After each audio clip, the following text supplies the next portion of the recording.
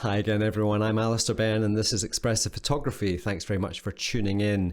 Now, today I want to tackle a question which is, on everyone's lips a lot of the time is, why have I moved away from big grand landscapes, not totally, but mostly, to focus more on intimate scenes and what we call small scenes or quiet scenes?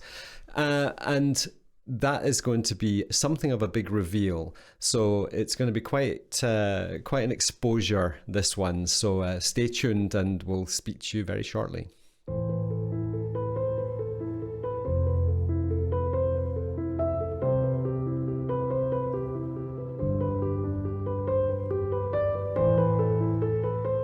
I think it's important to realize that everything and everyone is on a timeline, and things that happen at certain times of our lives seem very appropriate at that time, but they become less so the older we get. Think about things we used to do in the 80s or the 90s, the clothes we used to wear, the hairstyles, the padded shoulder pads in the 1980s, all of these trends and things that come along. So it's important to look at the photograph we're going to look at now within the context of when it was taken. Now, this scene, which is on my computer right now, was taken in the Himalaya in 2015. And it was at the height of the 500px kind of boom, where it was about popularity and competition, and social media was just starting to really become a massive thing. And I was co-leading an expedition to Tibet with Mark Adamus. Now, Mark, as we know, is an incredible photographer, goes to incredible places and makes incredible photographs. And I knew that there was a whole bunch of stuff that other people were doing to their photographs around about that time that I wasn't doing. I was living in China for a lot of the time before that.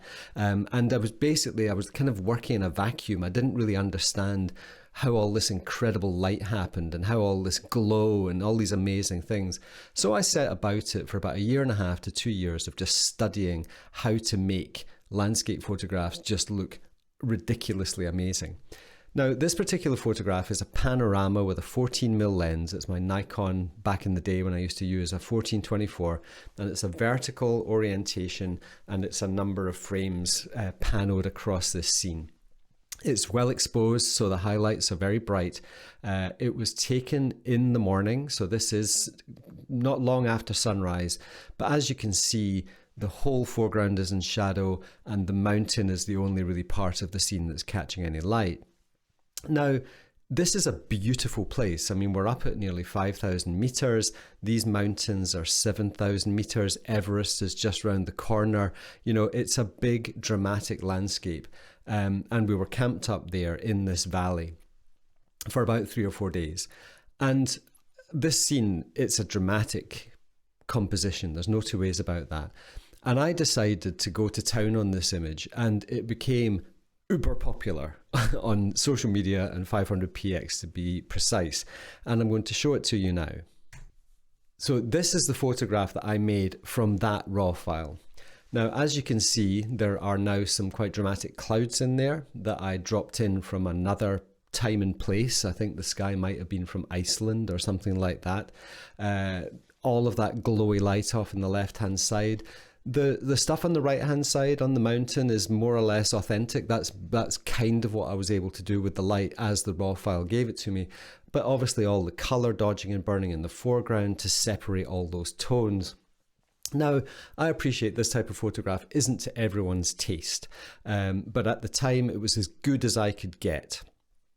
If we skip back to the previous version, you can see it's a very, very dramatic shift in terms of where the image went to. And realistically, for me, it takes a long time to do this, that you spend a lot of time in front of the computer. And at the end of the day, it's not a rendition of a real event. This is not what I experienced. It's a lie. Basically, there's nothing genuine about this. It's just Photoshop skill to make it look as dramatic as possible. And I'll tell you, this is one of the most popular photographs I ever posted on social media back in the day, like 5 or 6 years ago. So in terms of gaining popularity and gaining recognition as a Photoshop master and things like that, it was very useful. But at the end of the day, it no longer represents the type of person I wanted to be. I didn't feel I was being honest. I didn't feel I was being authentic. And quite frankly, I didn't want to have to spend 20 hours in front of Photoshop to make every photograph to post onto social media.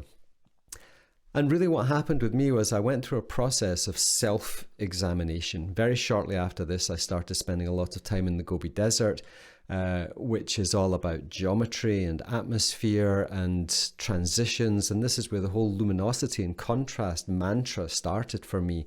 And my focus as a landscape photographer changed from being outward focused, i.e. seeking external validation, to being inwardly focused, much more interested in my own perspectives, my own aesthetics. So if we skip back out of here and just jump into a few of my, so these are portfolios that I am making for my new print website, which will be going live shortly. These are the type of images that I started to make. So they were much more about geometry and light and introspection and mood and feelings and emotions, in terms of finding subtle things in the landscape that just spoke to me on a completely different level.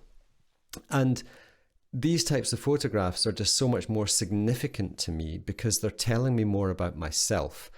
And I go into the landscape to find out more about myself. There's another little gallery that I would like to share with you. And again,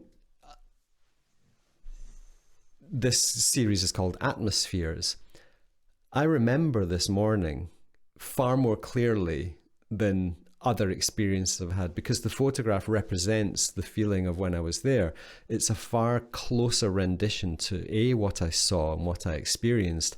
And secondly, I'm isolating bits out of the landscape that are speaking to me.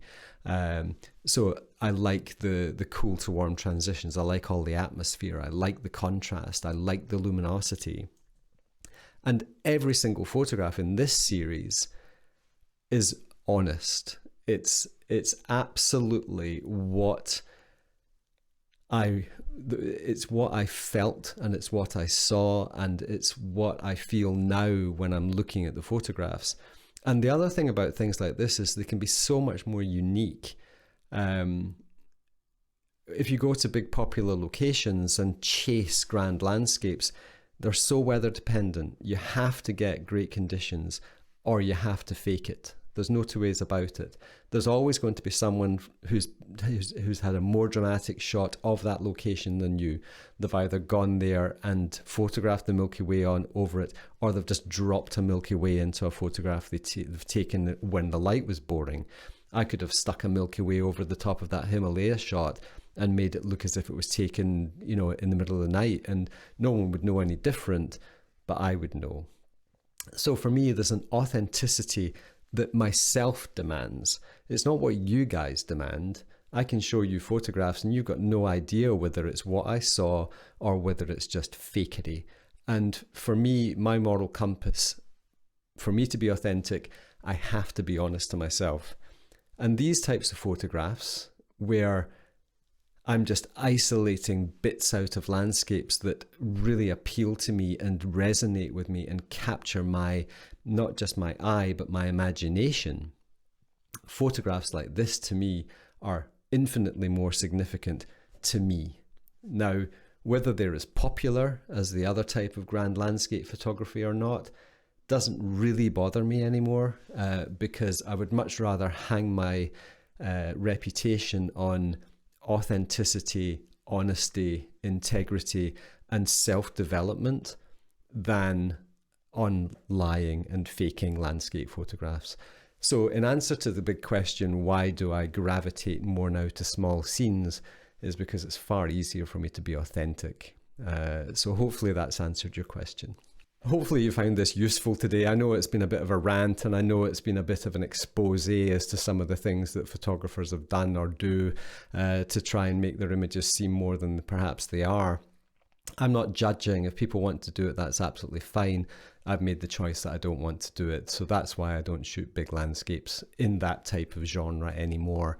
If you found it useful, please give me a thumbs up. If you want to learn more about yourself and your unique creativity, then this from now on is where this channel is going.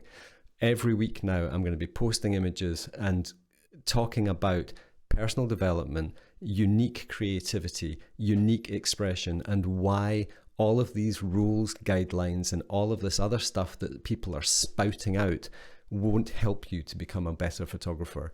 All they're going to do is help you to become the same as everybody else. And all you're going to have to do is shout louder because you'll be ignored. So thanks for watching, and I hope my rant isn't too much. Stay tuned. Tomorrow there'll be another video coming along with one more final question from you, which I haven't looked at yet. So we'll decide what we're doing tomorrow, and then we'll be back to our regular schedule on Sunday. And next week, please tune in on Wednesday for Vision and Light, when I'm going to be talking to the remarkable TJ Thorne. Thanks for watching.